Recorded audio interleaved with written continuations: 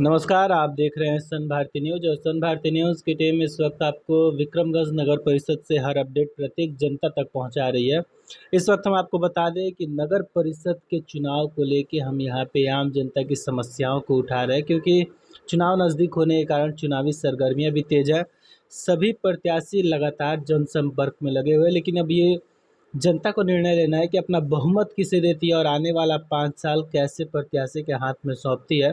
इस वक्त देखा जाए तो सभी प्रत्याशी जीत का दावा कर रहे हैं, लेकिन ये जनता को निर्णय लेना है कि जीत का सेहरा किसे पहनाया जाए। लेकिन अभी हम जिस शख्स के पास मौजूद है वो किसी पहचान के मोहताज नहीं है, क्योंकि प्रतिनिधि प्रतिनिधि ना रहते हुए भी वो जनता के बीच निरंतर एक समाज सेवी के भाव से कार्य करते आए। तो आइए हम इनसे जानना चाहेंगे कि इस बार फिर से चुनाव में आने का कारण क्या हुआ, मुद्दा क्या है, समर्थन किस तरह का मिल रहा है।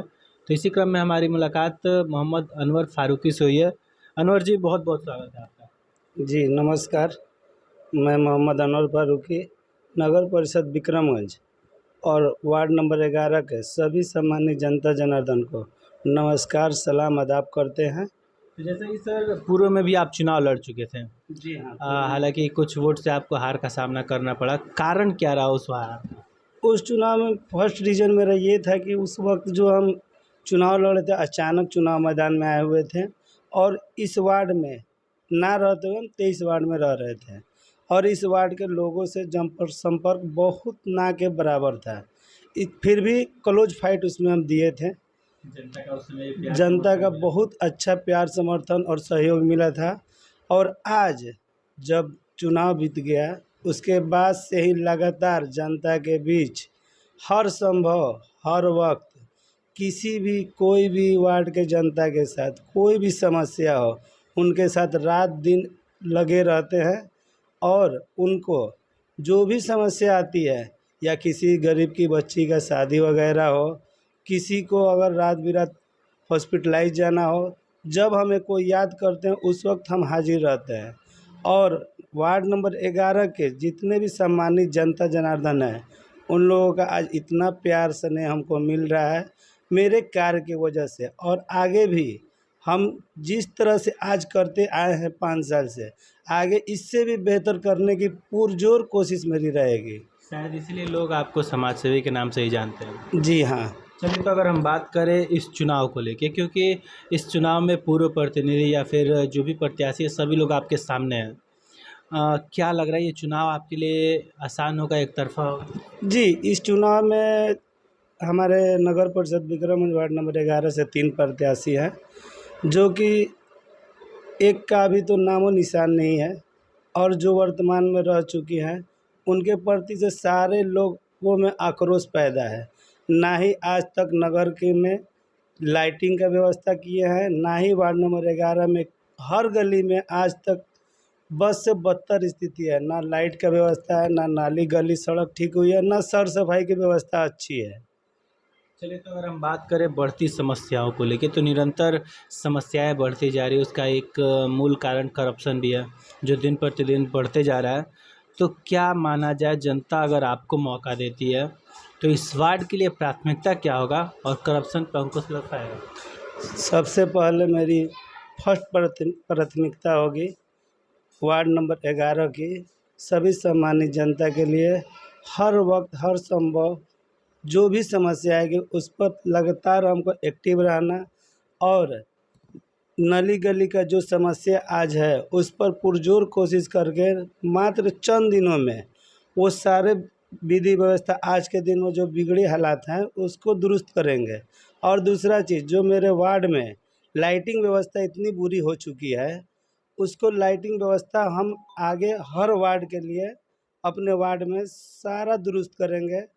और जनता का राशन हुआ, आवास योजना हुआ, जितने भी समस्या आएंगे उन सब पे तत्परता के साथ खड़े मिलेंगे और आगे भी रहते हैं और रहेंगे।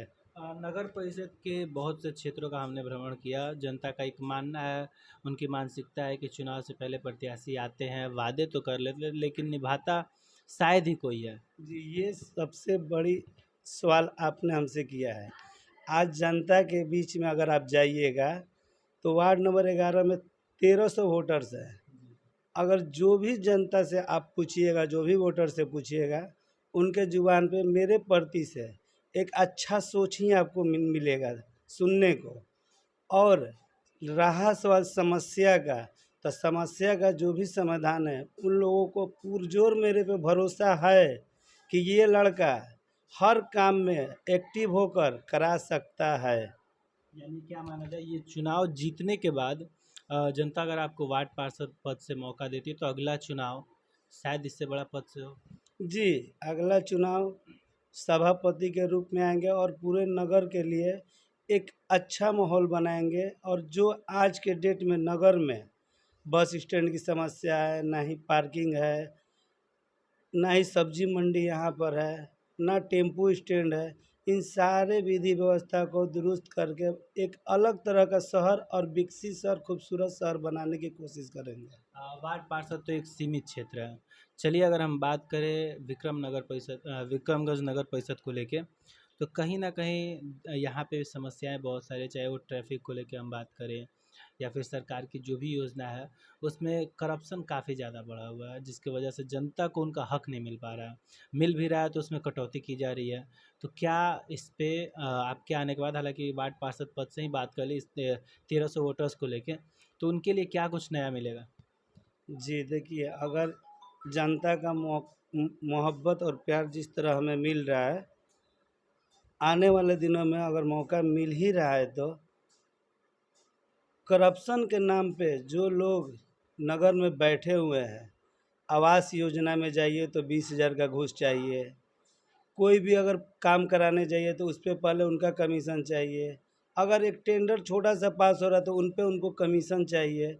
ये सारे चीज़ों को दुरुस्त करने के लिए हम नगर में जाएंगे और पुरजोर आवाज़ उठाएंगे कि ये करप्शन को किसी हाल में बंद कराने की कोशिश नहीं, तत्परता के साथ करेंगे।